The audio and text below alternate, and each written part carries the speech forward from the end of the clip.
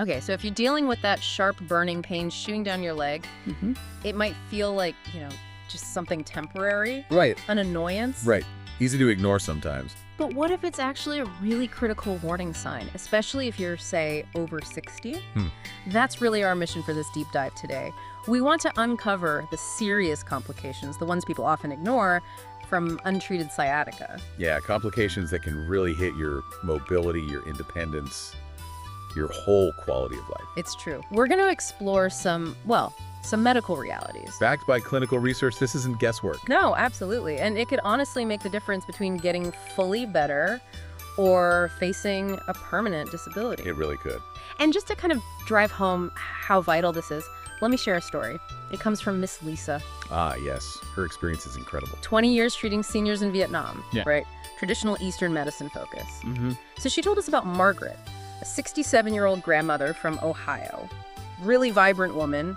Margaret came to see Miss Lisa last year. She'd been living with sciatica for 8 months, just convinced it would, go away on its own. Oh, boy. That's a long time to wait. Exactly. And by the time she finally got help, the condition had progressed. It had turned into what they call drop foot. That's serious. Difficulty lifting the foot. She could barely lift her right foot at all. It nearly cost her her independence, something she really cherished. And the really tragic part, as our sources point out, is that Margaret's situation, it probably didn't have to happen. That's exactly why we're talking about this. This isn't about scaring anyone. No, it's about empowerment, giving you the knowledge you need. Right. Knowledge to protect your health, your future. So let's really dive into this. Okay. Beyond just that initial sharp pain, there's this deeper threat, something that really worries healthcare providers. Permanent nerve damage. Exactly. Permanent nerve damage. When we talk sciatica, it's not just discomfort, it's your sciatic nerve. The largest nerve in your entire body. Literally under siege. Yeah. And the analogy of nerves as electrical cables is actually surprisingly accurate here. Oh, so? Well, when you have sustained pressure on that nerve cable, maybe from a herniated disc or spinal stenosis, bone spurs. Right. The delicate wiring inside, the nerve fibers themselves, they actually start to deteriorate. Wow. Okay. And there's recent research, Cleveland Clinic Medical Journal, I believe, showing severe untreated cases can lead to a complete loss of feeling in the leg. Complete loss of feeling. That's alarming. Deteriorating wiring. And our sources break this down right into stages. Yes, 3 stages generally. First is the inflammatory stage. That's the sharp burning pain most people feel initially. Exactly. Your body sends inflammation to try and protect the nerve, but Yeah. well, that inflammation itself can add to the compression. It's a bit of a paradox. A cruel paradox, yeah. Okay, so stage 1, inflammation. What's next? Stage 2 is ischemic damage. Ischemia means reduced blood flow. Okay, so the nerve isn't getting enough oxygen or nutrients? Precisely. Think of it like a kink garden hose. The nerve tissue is being starved. And does the pain feel different then? Often, yes. Patients might describe it shifting from sharp jolts to more of a deep, constant ache. Okay, a constant ache. And then stage 3. Stage 3 is structural damage, and this is often called the point of no return. Uh-oh. Yeah, here, the actual nerve fibers start to break down, they die off. So even if you fix the pressure later? The damage might already be permanent. That's the key takeaway. Every day you delay treatment, you edge closer to potentially irreversible harm. That makes early interventions sound absolutely critical. It is. Which brings us to an important point for our listeners. Why are seniors particularly vulnerable to this progression? Right. What makes older adults more at risk? Well, it's partly due to natural aging processes in the spine. Discs tend to lose water content, become less flexible, ligaments can thicken. So things just get tighter in there. Exactly. It creates a kind of perfect storm for nerve compression. And there's research on this. Yes. Dr. Sarah Chen at Johns Hopkins, a neurologist, found that adults over 60, if they have untreated sciatica for more than 6 months, Okay. they have a 40% higher risk of developing permanent nerve damage. 40%. Wow. Why such a big jump? Well, partly it's because the body's natural healing capacity tends to decrease with age. Plus, chronic inflammation just has more time to do its damage. Okay, that makes sense. So given that increased risk, what are the really crucial warning signs? The things you absolutely cannot ignore? Good question. Our sources really emphasize progressive numbness. Progressive meaning it gets worse or spreads? Both. It's not just a bit of temporary tingling. It's areas of your leg or foot feeling completely dead to touch. Dead to touch. Okay. Especially if that numb area is getting bigger or the numbness is getting denser. That's a major red flag. Needs immediate medical attention. Got it. Progressive numbness. What else? The other big one is motor weakness progression. Trouble using your muscles. Like difficulty moving your foot. Yeah. It often starts subtly. Maybe you find it harder to lift your toes up towards your shin or lift the front of your foot. Okay. But it can progress. You might find you can't stand on your tiptoes on that side anymore or push your foot down strongly. And the most severe form of that is the drop foot we mentioned with Margaret. That's when you simply can't lift the front part of your foot at all. It causes you to drag your toes when you walk. That sounds incredibly debilitating. It is. Now, it's really interesting how Miss Lisa's Eastern medicine perspective talks about this. Nerve health through ki, or energy flow. Right. The idea is that this vital energy, ki, needs to flow smoothly. Sciatica is seen as a blockage in that flow down the leg. And they attribute blockages to things like wind, cold, and dampness, which sounds very traditional. It does. But what's fascinating is how modern research sometimes aligns with these ancient ideas in unexpected ways. Like what? Well, the National Institute of Health, for example, has confirmed that chronic stress hormones, like cortisol, can actually increase inflammation around compressed nerves. And that accelerates the damage process. So stress makes the nerve damage worse. It appears so, which ties into that traditional view emphasizing the mind-body connection, how overall systemic balance, or lack thereof, affects local problems. That's really compelling. So thinking about prevention or managing early stages, what does Miss Lisa suggest? Those 3 golden movements. Yes, specifically for seniors. First, a gentle seated cat-cow stretch. Just moving the spine gently. Okay, for flexibility. Second, simple ankle pumps and circles. Doing them frequently throughout the day helps blood flow down there. Makes sense. And third? Deep diaphragmatic breathing. Belly breathing. It helps reduce overall stress and inflammation in the body. It's simple but potentially powerful. But, and this is a critical point we have to stress, Okay, what's the caveat? natural methods like these, they're fantastic for prevention and really helpful in the very early stages. But once nerve damage, like that numbness or weakness, really starts to set in, you absolutely need professional medical intervention. Right. These aren't a substitute for seeing a doctor. Not at all. Yeah. Always consult your doctor before making any health decisions, especially with these kinds of symptoms. Okay, good. So we've talked about the nerve damage, the wiring issue. What about the impact on just moving, getting around? Yeah, this is huge. When sciatica attacks the nerve, it directly impacts your ability to move freely. Imagine trying to lift your leg and it just feels heavy, unresponsive. That's a scary thought. And it's the reality for many whose untreated sciatica leads to serious mobility problems. This is where we see that domino effect of muscle weakness. Because the sciatic nerve controls leg muscle. Exactly. Major muscle groups for lifting your foot, pointing your toes, even maintaining balance. Nerve compression leads to gradual weakening. And in severe cases, Potential paralysis of those muscles. is there a typical pattern to the weakness? Research suggests it often starts with a muscle in the shin, the anterior tibialis. That's the one that lifts your foot up. So that's why people might start tripping or find stairs harder. Precisely. They catch their toes because they can't lift the front of their foot adequately. And the worst outcome here is that drop foot again. Right. Our sources call it the ultimate mobility thief. It comes from severe, often prolonged, damage to specific nerve roots, usually L5, or a branch called the peroneal nerve. You mentioned Janet's story earlier, the teacher. Yes, Janet. 63, loved gardening, had sciatic pain, but tried to push through it for months. Just a little ache, she thought. Until it wasn't just an ache anymore. No. By the time she sought help, she was dragging her right foot. She'd already fallen twice, even fractured her wrist in one fall. Oh, wow. And despite getting treatment then, the nerve damage was too advanced. She never fully got the strength back in that foot. Now she wears a custom ankle brace. She had to give up gardening, dancing, activities she loved. It highlights how, once it gets to that point, full recovery is really challenging. That's heartbreaking. And there's a balance connection too, isn't there? It's not just muscle strength. Absolutely. The sciatic nerve does more than just send go signal to muscles.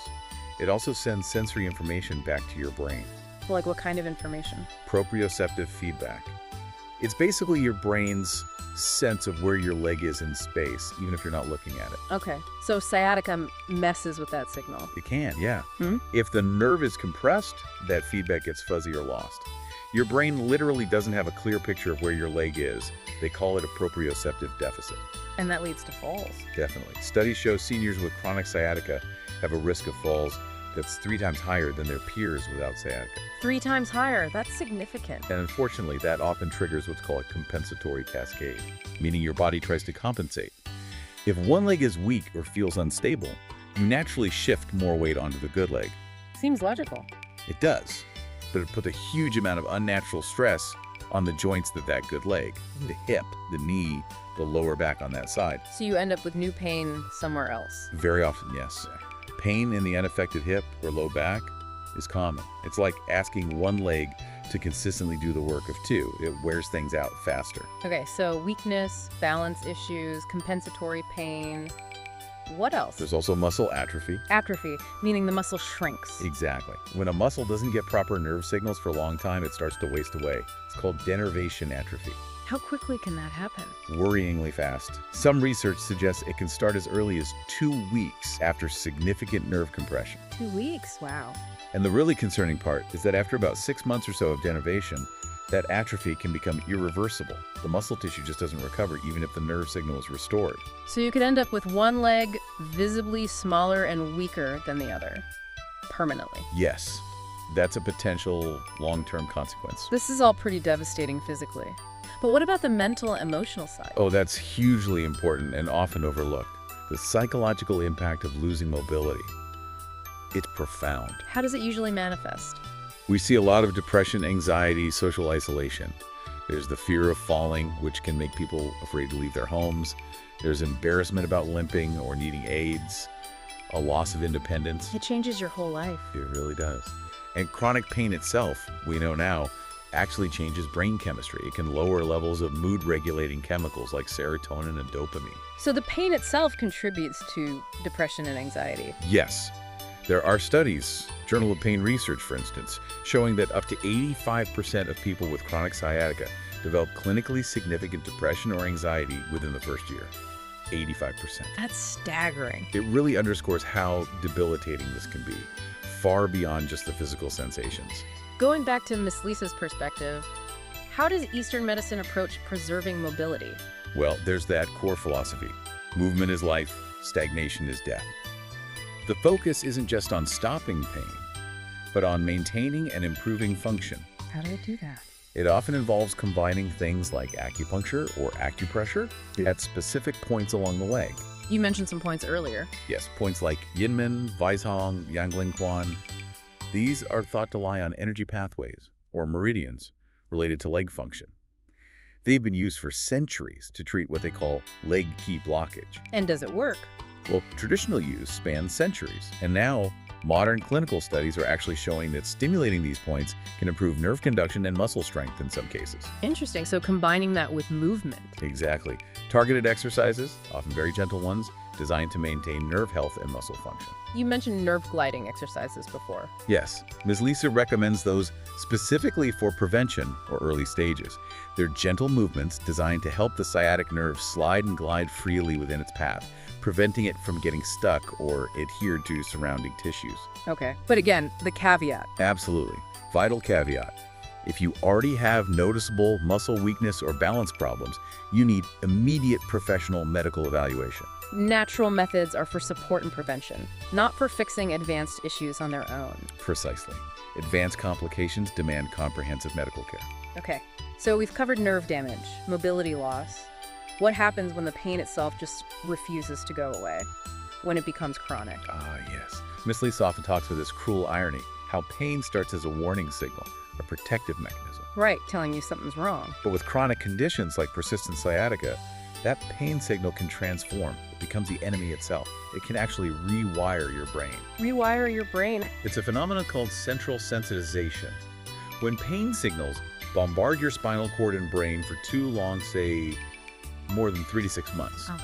those pain pathways become hypersensitive. They get stuck in the on position, almost. Like an alarm that won't shut off. Exactly. Or like a sound system with the volume turned way, way up. Even small, normally non-painful inputs start getting amplified into intense pain signals. Wow. Is there proof of this brain change? Yes. Neuroimaging studies, some from Harvard Medical School, have actually shown structural changes in the brains of chronic pain patients. Areas involved in processing pain can become enlarged and overactive. So the pain really does take on a life of its own. That's a very good way to put it. And it helps explain why traditional pain medications often become less effective over time in these chronic cases. The problem isn't just at the nerve root anymore, it's in the central processing. And this chronic pain must absolutely wreck your sleep. Oh, definitely. It creates a terrible, vicious cycle. Pain makes it hard to fall asleep. Pain wakes you up during the night, disrupting that deep, restorative sleep. And finding a comfortable position must be impossible. Very difficult. Yeah. Which can then worsen the pain. But the really dangerous part, especially for seniors, is that lack of sleep actively makes the pain worse. Your body does most of its healing and recovery during deep sleep. When pain constantly interrupts that, healing is compromised. Your pain tolerance goes down. Is there research on sleep and sciatica pain? Yes. Dr. Michael Chen at Mayo Clinic found seniors with chronic sciatica who slept fewer than 4 hours a night. They reported pain scores 60% higher than those getting adequate rest. 60% higher pain just from poor sleep. That's a devastating loop. It really is. Incredibly hard to break without help. We touched on the emotional toll with mobility loss, but chronic pain itself must have its own impact. Absolutely. It's profound. Our sources talk about pain behavior. It changes how you move, how you hold yourself, how you interact with the world, eventually how you see yourself. Like Robert's story, the mechanic. Exactly. He had chronic sciatica, he gave up his hobby, became irritable, withdrawn. His family said he seems like a different person. That's incredibly common. The pain becomes the center of life. And you mentioned the brain chemistry changes. Right. Chronic pain demonstrably lowers those mood-regulating neurotransmitters. That Journal of Pain Research stat again, up to 85% develop significant depression or anxiety within a year. It's a major, often undertreated aspect. Which often leads people down the path of more and more medication, right? The medication trap. Yes, that's a very common pattern. You start with over-the-counter stuff, maybe ibuprofen or acetaminophen. When that stops working, you move to prescription anti-inflammatories, maybe muscle relaxers, And then often on to stronger painkillers, sometimes even opioids or nerve pain medications like gabapentin or pregabalin. But these come with risks, especially for seniors. Significant risks. Opioids bring risks of constipation, confusion, falls, and of course dependence. NSAIDs, the anti-inflammatories, can damage kidneys or cause stomach bleeding, particularly with long-term use. And the nerve pain meds? They can cause dizziness, balance problems, sedation again, increasing fall risk. Plus, you often develop tolerance. Meaning you need higher doses for the same effect. Exactly. So you're escalating doses, escalating risks, often for diminishing pain relief over time. It's a trap. And all this chronic pain, the limitations, it must lead to isolation. Terribly so. Chronic pain is often called an invisible disability. You might look fine on the outside. So people say things like, but you look fine. Precisely. And those comments, even if well-meaning, can make someone feel deeply misunderstood and isolated. Social circles tend to shrink. People stop making plans because they can't predict how they'll feel. Suffering in silence. Yes. Which, paradoxically, often makes the pain worse because of the added psychological stress and lack of social support. How does the Eastern perspective, like Miss Lisa's, view this kind of entrenched chronic pain? In traditional Vietnamese medicine, chronic pain isn't just seen as a symptom localized to the leg. It's viewed as a sign of a deeper, fundamental imbalance in the body's cat, a systemic disruption. So not just a nerve issue, but a whole body issue. Exactly. They might describe it as key stagnation combined with blood stasis, meaning energy and circulation aren't flowing properly system-wide. And how does that influence treatment? It leads to holistic approaches. Acupuncture, for instance, used for centuries to move stagnant qi, is now being validated by modern science. How so? Clinical trials show acupuncture can actually change brain chemistry associated with pain perception and reduce that central sensitization we talked about. It's a fascinating convergence. So despite how bleak chronic pain can seem, there is hope. Absolutely. This is a crucial message. Chronic sciatica pain is not a life sentence, even if you've had it for a long time. What's the key? Comprehensive treatment. Addressing the physical aspects, yes, but also the emotional and social factors. Getting the right diagnosis and a multifaceted plan. Early intervention is best, though. Definitely ideal. The longer the pain goes on, the more those brain changes can become entrenched. But even with long-standing symptoms, significant improvement is still possible. But again, professional help is key for chronic pain syndrome. Absolutely critical. Chronic pain requires professional medical evaluation and management. Complementary approaches like acupuncture or mindfulness are wonderful additions, but they should be part of a comprehensive plan guided by your healthcare provider. Okay. We've covered some really serious ground. Nerve damage, mobility loss, chronic pain. But you mentioned there are actual emergency complications. Yes, these are rare, but absolutely critical to know about because they require immediate action. Ms. Lisa shared a really impactful story about this. Mrs. Eleanor Chen. Yes. Her situation started as simple sciatica, but it progressed rapidly into what's called Cauda equina syndrome. Cauda equina. Sounds serious. It is. It's the most catastrophic complication. It led to her losing bladder control, severe numbness in her legs. It changed her life forever. What exactly is the Cauda equina? It means horse's tail in Latin. It's the bundle of nerve roots at the very bottom of your spinal cord. These nerves control critical functions. Like bladder and bowel. Exactly. Bladder control, bowel function, and also sensation and sexual function in the pelvic area. And this syndrome is when those nerves get severely compressed. Yes. Research from Johns Hopkins suggests it affects about 1 in 70,000 adults yearly, but seniors represent nearly 40% of those cases. 40%, and you said it's often preventable. Tragically, yes. No. With timely recognition and intervention for worsening sciatica, many cases could be prevented. Okay, this is where everyone really needs to listen closely. What are the absolute red flag symptoms for Cauda equina syndrome? The ones that mean go to the ER now. Number 1, sudden loss of bladder or bowel control. Any new, unexplained incontinence. Okay, loss of control. What else? Number 2, numbness in the saddle area. That's the part of your body that would touch a saddle if you were riding a horse. Inner thighs, groin, buttocks. Saddle area numbness. Got it. Number 3, severe new weakness that develops suddenly in both legs, not just one. Weakness in both legs. Okay. And number 4, a sudden severe worsening of your back pain, especially if it's accompanied by a fever or chills. Any one of those means emergency. Any one of those symptoms requires immediate emergency medical attention. We're talking within hours. Don't wait. Call 911 or get to the nearest emergency room immediately. Delay can mean permanent paralysis or loss of function. Okay, message received. Immediate emergency. Now, what about pain in both legs at the same time? Is that also an emergency? Bilateral sciatica pain down both legs simultaneously isn't always an immediate emergency like Cauda equina, but it is a sign of a more serious medical situation. Why is that? It usually indicates something more significant happening in the spinal canal, like severe central stenosis, or maybe a large central disc herniation that's pressing on nerves going to both sides. So it needs urgent attention, even if not ER level immediately. Yes. Patients with bilateral symptoms tend to decline faster in terms of mobility. They have an extremely high risk for falls. And the outcomes are worse. Research from the American Spine Society shows bilateral cases are 3 times more likely to end up needing surgery, and often the recovery outcomes aren't as favorable as with single-sided sciatica. So definitely needs prompt medical evaluation. Okay.